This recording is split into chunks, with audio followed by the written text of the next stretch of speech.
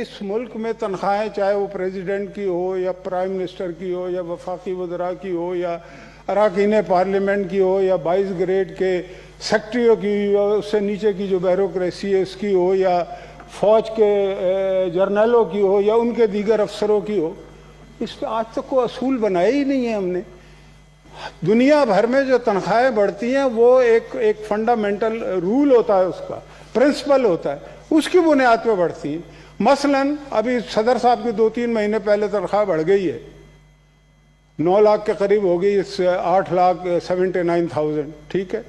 اسی طرح سے ججوں کی تنخواہ بھی اتنی ہی ہے، اور اس سے بھی زیادہ، بلکہ ان کی تو 8 لاکھ سے زیادہ پینشن ہے۔ اب یہ اسی ملک میں ہو رہا ہے، جس ملک میں کم سے کم تنخواہ جو ہے وہ 17,000 ہے، اور وہ بھی پوری نہیں دی جاتی پبلک سیکٹر میں، خاص طور سے پرائیویٹ سیکٹر میں۔ پبلک سیکٹر کا بھی برا ہی حال ہے۔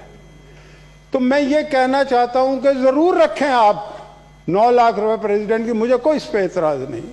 پرائم منسٹر ہاؤس نے بھی، پرائم منسٹر صاحب نے بھی یہ کہا کہ میرا گزارا نہیں ہو تو ان کی بھی بڑھا دیں، مجھے کوئی اعتراض نہیں، باقی لوگ وفاقی وزراء کی بھی بڑھ جائے۔ لیکن 9 لاکھ اگر صدر کی ہو تو اس کی 10% گروپ 1 اور 2 کی بھی تو ہونی چاہیے نا، اس نے بھی تو زندہ رہنا ہے یا نہیں رہنا۔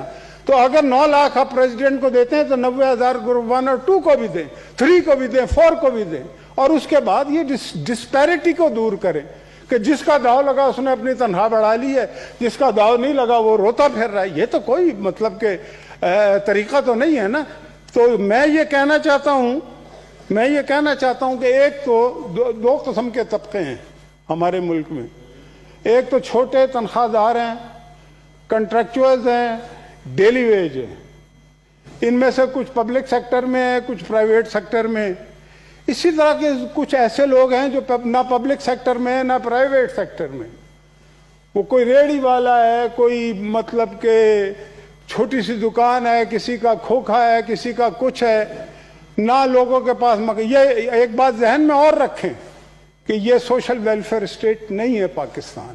ہم جس طرح سے اٹھا کے نا لوگوں کے ٹھیلے پھینکتے ہیں، گھروں کو مطلب کہ ہم مسمار کر دیتے ہیں اور اس کے متبادل کچھ دیتے نہیں، تو اس کے بعد پھر ابھی دیکھیں نا کتنی تیزی سے دہشت گردی اس ملک میں بڑھ رہی ہے، کتنی تیزی سے اسٹریٹ کرائم بڑھ رہے ہیں۔ یہ صرف اس لیے بڑھ رہے ہیں کہ 80 لاکھ لوگ بے روزگار ہو چکے ہیں۔